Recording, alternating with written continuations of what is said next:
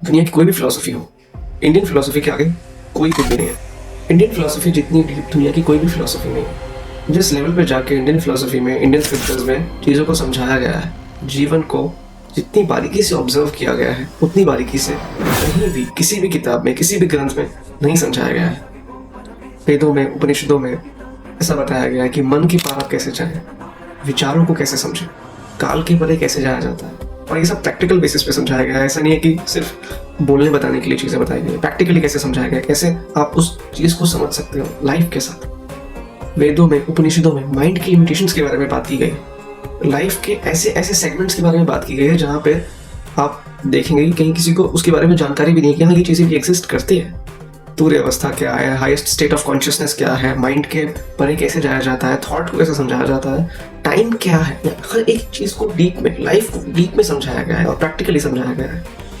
इससे रिलेटेड हम काफ़ी चीज़ों के बारे में बात कर सकते हैं, लेकिन आज जिस एस्पेक्ट में हम बात करने वाले हैं वो है नाम जपने वाला एस्पेक्ट, मंत्र चैंटिंग वाला एस्पेक्ट। जब स्टार्टिंग में चैंटिंग करना स्टार्ट करते हो तो स्टार्टिंग में थोड़ी डिफिकल्टीज होती है कॉन्सेंट्रेट करने में, बट जैसे जैसे आपकी प्रैक्टिस बनती जाती है उस पर्टिकुलर चीज़ में, तो आप ये देखते हो कि धीरे धीरे आपका माइंड उसके साथ कहीं ना कहीं खो रहा है। जब आप नाम चैंट करते हो, मंत्र चैंट करते हो, तो वहाँ पे क्या होता है कि the person who is chanting और वो जो चैंट है वो एक होने लगता है।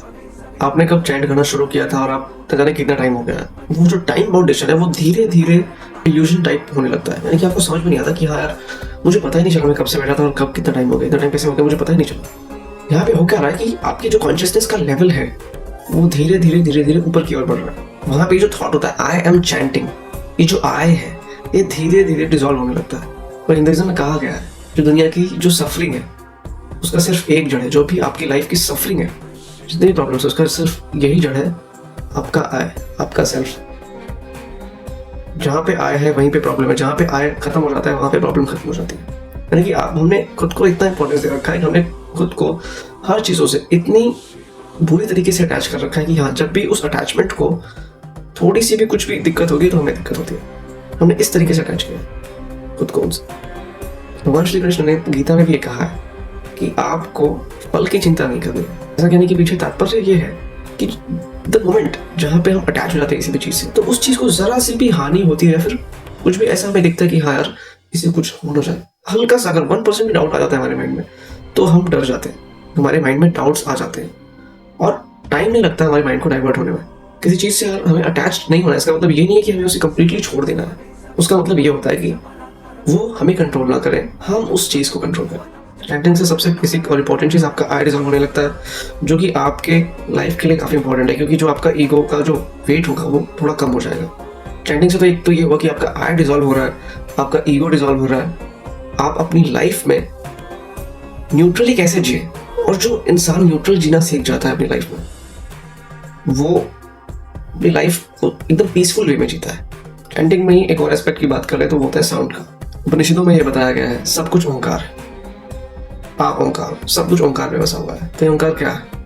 ध्वनि। उपनिषदों में कहा गया है सब कुछ ओंकार है, ओंकार, सब ओंकार में बसा हुआ है। हमारे ग्रंथों में ये भी बताया गया है कि ध्वनि बहुत ही इंपॉर्टेंट चीज है सोर्स ऑफ क्रिएशन का। साउंड जो रिदम होता है, सब कुछ रिदम में बसा हुआ है।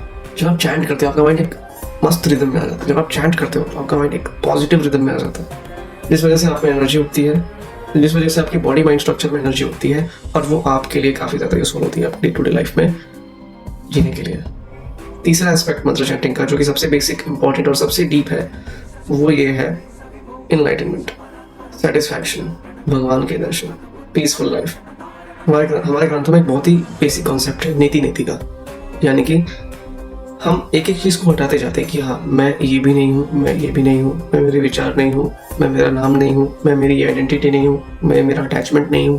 अब एंड तक आते आते आपको ये समझ में आने लगता है कि हाँ मैं इनमें से कुछ भी नहीं हूँ जो मैं खुद को समझ रहा था। और आखिरकार आपको समझ में आ जाता है कि एक्चुअल में ये सब हो क्या रहा है, मैं कौन हूँ। वो तभी समझ में आएगा जब आपके मन में एक स्टेट ऑफ ठहराव होगा। वो ठहराव होना जरूरी है। जब तक वो ठहराव नहीं है माइंड में, जब तक वो शांति नहीं है माइंड में, आप देख नहीं पाओगे कि हाँ सब हो क्या रहा है, क्या स्ट्रक्चर है, सब कुछ किस में हो रहा है, किस वजह से हो रहा है, कहाँ हो रहा है, सब कहाँ जा रहा है।